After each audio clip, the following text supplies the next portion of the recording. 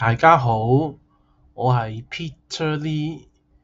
今日咧係2025年嘅10月29號4:11中午時間，香港時間嘅。咁睇我做呢個 video 之前咧，就睇下我哋免責聲明。咁咧就我哋今日咧就嘅主題咧就係買入呢個5號匯豐銀行嘅。咁就嗰個停損點咧就大約102蚊五毫子嘅，目標價咧就大約係111蚊嘅。風險回報即係 risk reward ratio 風險報酬比咧就1:1嘅。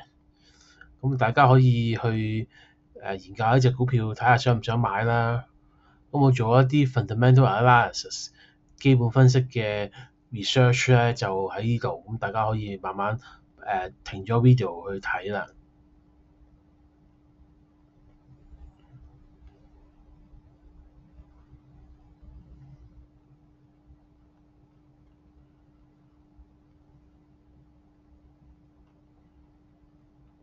係咁多，多謝大家，祝大家好運，拜拜。